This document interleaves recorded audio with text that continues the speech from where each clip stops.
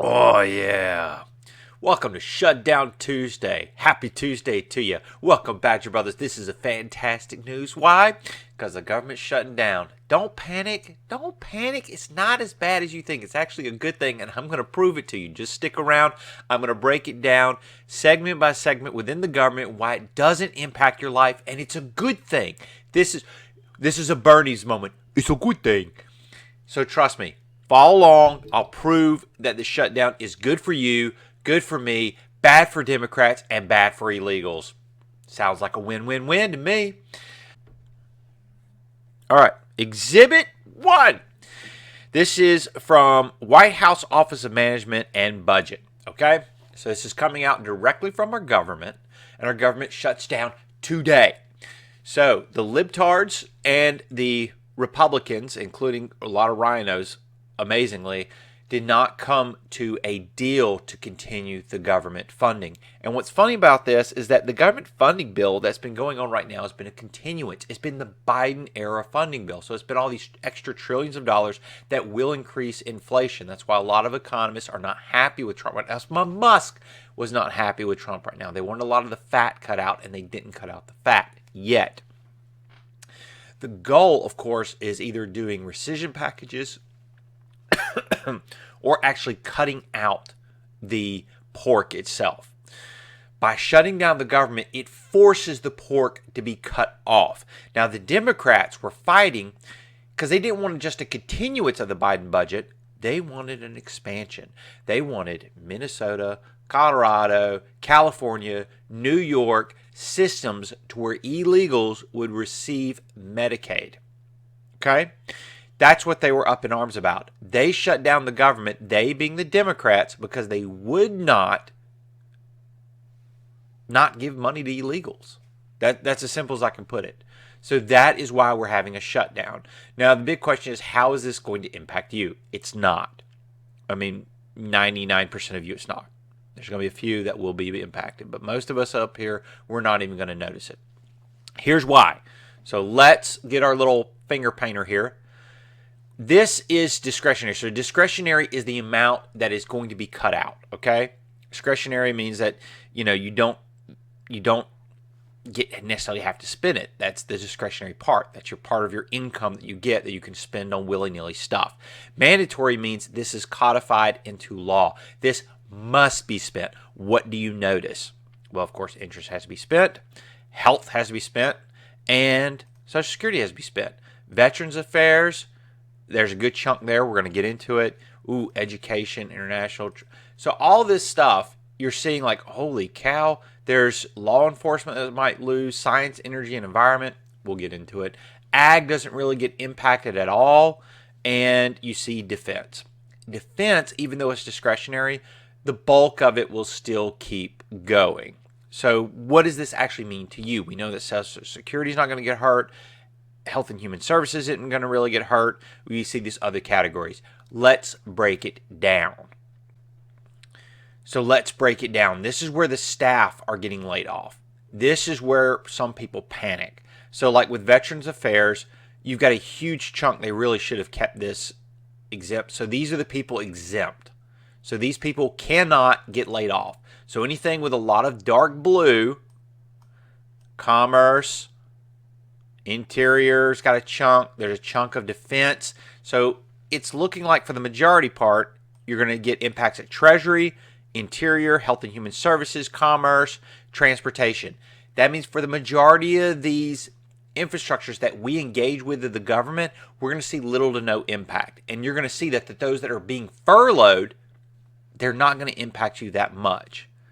Let's break it down again. Let's go a little bit further. The new War Department. The main people being laid off are civilians, all your R&D, and management. They make up 45% of the budget. 45%. Anything dealing with actual combat training, anything dealing with actually our soldiers is exempt. If we get into a conflict, all of a sudden a bunch of discretionary spending gets demanded as being unexempt. So you basically go from, okay, this is funding that's discretionary to exempt funding. That's what happens. There's a switch that flips the moment we go into a conflict. So it's not like our war preparedness gets reduced. It's not like our training gets reduced. Anything dealing with our soldiers is non-impacted. Okay, just a lot of R&D gets put on hold, and management gets put on hold. Whoop-de-doo. The VA, again, non-benefits related staff, only 3% of the money is non-benefits related staff, and those guys get furloughed, kicked out, and whatnot. Some of that's customer service. A lot of it's admin stuff. So this is mid-level management where it's like, okay, pencil pushers, whatnot. You don't get your budgets in on time. There's a lot of management stuff that gets pushed back. Whoop-de-doo. Our soldiers, our veterans, they still get taken care of. That's what we care about. This is wonderful. DHS, 5% gets lost, and that's for immigration processing. I don't care that you don't get in the country. We've got too many in right now. Again, no big deal. DOJ, civil attorneys. Now, this one will be a bit more impactful. So any of the civil suits the government is doing on behalf of the people, like, for example, if they sued, say, Big Pharma for letting a gene therapy get out there that was untested and claimed to be a vaccine. And there are civil penalties involved with that, and they're suing on behalf of the people. All those court cases now get put on pause. That's not good. Okay, I'll legit say that's not great. Treasury Secretary or Treasury. So basically, IRS, 40% of the money is going to be put on hold. This is predominantly going to be impacting just IRS helplines.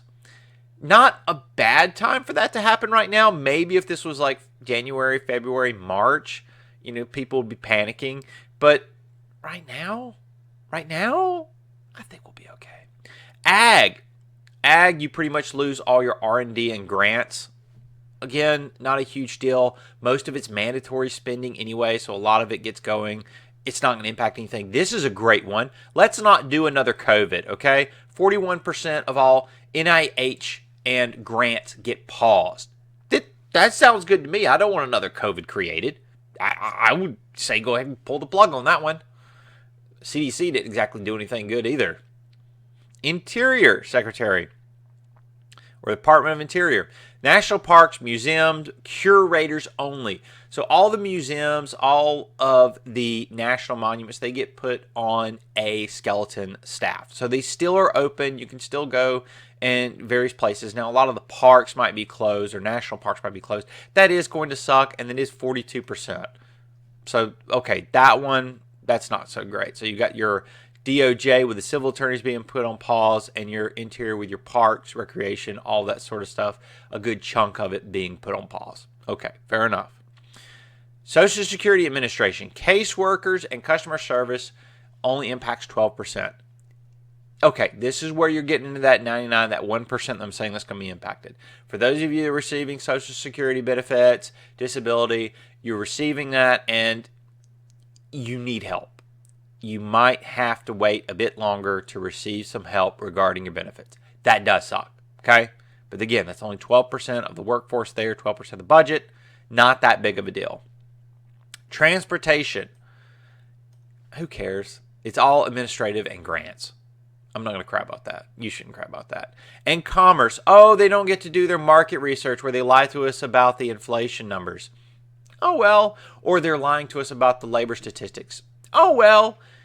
So in a nutshell, we're only being impacted essentially on Social Security a bit, with the DOJ, and with the Department of Interior with parks. The rest of it, bye. I don't want to give illegals Medicaid. Do you? I don't. I paid for it. I'm paying for it for people who are on it, who are citizens. I'm not paying for it for illegals. Illegals didn't put money in. Nuh-uh. What did the Dems want? Why are you saying all this, Mouthy? Is that really real? Are you serious right now? Yes, I'm serious. Yes, I'm serious. I'm super serial right now. Do Democrats want to prioritize the health care of illegal aliens over a government shutdown? Because if the government does shut down, Americans... Excuse me, stop it right there. We're not prioritizing What we're doing is saying simply we want to keep the government open, and we want to work with the Republicans and have a bipartisan agreement to keep this government open, and health care is at the top of our agenda. But aren't Democrats demanding health care for illegal aliens? Democrats are demanding health care for everybody. We want to save lives. We want to make sure that health care is available to those who would die, but having the help of their government. So you're good with the government shutdown, even if it means giving health care to people who aren't American citizens? Well, you keep... Sorry, Maxine didn't like that. She didn't like that. She got called out for that. From the decrepit, immoral mouth of Maxine Waters. I'm trying to keep it clean, guys. You're really pushing on me to... And I just want to remind you guys how much they hate you, okay? This is from the governor of Oklahoma. This is a New York State commercial driver's license. I love how they've redacted this. No name given. Limited term CDL. I don't want people to forget. Remember the horrific accident in Florida. This is who's doing it. This is Governor Hochul in New York, who is giving CDLs, including Newsom, out of California. They are putting illegals on the roadway that are 11% more likely, or is it 16% more likely to be in a traffic accident, and 3 times more likely for that accident to be a fatality, as we saw in that horrific accident in Florida, where Ahmed just decided to cut over a freeway in a tractor trailer. They hate you guys, and they're destroying our livelihoods. There's still more, guys. I want to remind you who they're trying to give Medicaid to. Let's not forget lovely, lovely Minnesotans out there. From our Fraud Detection and National Security Directorate, working in teams, have conducted over 1,000 site visits across the Minneapolis-St. Paul area as part of this operation. What they found should shock all of America. Focusing on a list of over 1,000 target cases involving more than 900 individuals, our officers encountered blatant marriage fraud, visa overstays, people claiming to work at businesses that can't be found, forged documents, abuse of the H-1B visa system, abuse of the F-1 visas, and many other discrepancies. Please pay attention to what he said. They looked at 900 cases, 1,000 cases, 900 specific individuals. So essentially 9 out of 10 of those cases showed to be illegal immigration, okay? That's how Minnesota has a population of almost 50% in Minneapolis of Arabs, Islamophobes. That's why I'm one of them. I'm Islamophobe. No, I'm not afraid of you. I know what you are. You're a degenerate group that preys on women, who hates freedom and wants to turn us into a caliphate. And I'm not going to stand around and let it happen. Pointing this out, guys, this is how they're doing it. Everybody in Minneapolis, get them out. Because not only are they giving them Medicaid, they are now legit taking over the city of Dearborn. Dearborn it's fallen. Dearborn's gone, guys. This is a legit war. It's not the war of our granddads. It's not the war that we would like. And I've been saying this. It's not the war we want. It's not the war where all of us straps on our stuff. We go out there and let's get it done. We're not all going to come back, but we're going to have a better future for our kids. That's the war we know how to fight. It's not that war, guys. This is a war of subversion. This is a war of people coming in illegally, people manipulating the system and taking from everyone else. And too many people just don't care anymore. But if we don't get out there and fight and do something about it, we're not going to have a great future for our kids. We're going to have a caliphate state. And again, if we're the good guys, who could possibly be against us? I think this man really puts it. Who do you think is the current leader of the Democratic Party? Lucifer. Can you expand on that? Evil, energy, possesses certain people with power, and makes them take certain actions. You can look at that in the occult practices of Nazi Germany, and you can look at that in the politics of the modern day. I believe he says that pretty accurately. I believe Satan is indeed in charge of the Democratic Party. Mouthy out.